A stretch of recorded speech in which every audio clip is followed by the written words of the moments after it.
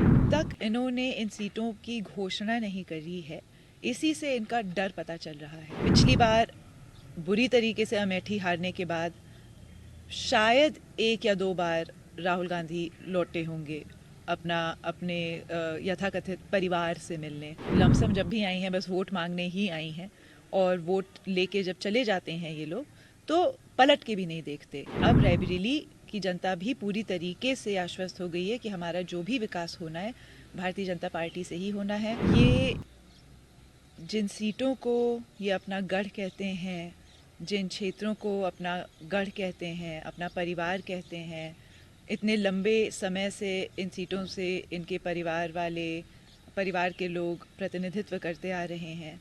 अब तक इन्होंने इन सीटों की घोषणा नहीं करी है, इसी से इनका डर पता चल रहा है।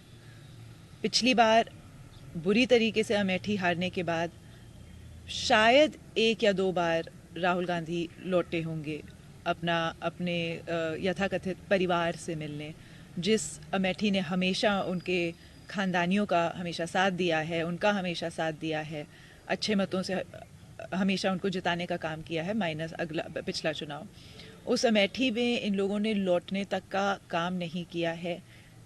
उससे भी बदतर हालत है रायबरेली की, जहां तो जीत के गए और उसके बावजूद पिछले 5 सालों में ना तो जो सांसद महोदया थी सोनिया गांधी जी, ना तो उन्होंने लौटने का कष्ट किया, और जो उनकी बेटी हैं एक बार मात्र वो आई थी, और वो भी विधानसभा के चुनाव में। तो ये लमसम जब भी आई हैं बस वोट मांगने ही आई हैं, और वोट लेके जब चले जाते हैं ये लोग तो पलट के भी नहीं देखते।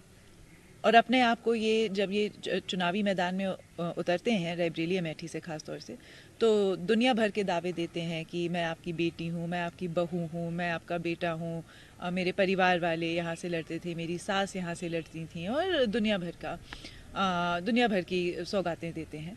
पर जब बात आती है अपनी जनता के बीच चुनाव के बाद अपनी जनता का ख्याल रखने की, अपनी जनता के बीच सुख दुख में शरीक होने की, शामिल होने की, तो ये पूरी तरीके से लापता हो जाते हैं। इन सारी चीज़ों को रायबरेली अमेठी की जनता देख चुकी है, समझ चुकी है, और पिछली बार उसका अमेठी में जनता ने रिजल्ट भी दिया। और अब रायबरेली की जनता भी पूरी तरीके से आश्वस्त हो गई है कि हमारा जो भी विकास होना है भारतीय जनता पार्टी से ही होना है, आदरणीय प्रधानमंत्री जी के ही नेतृत्व में होना है, और इन लोगों ने धोखा देने के अलावा हम लोगों को और कुछ नहीं दिया। तो निश्चित रूप से इस बार रायबरेली की सीट भी इनके हाथों से जाएगी।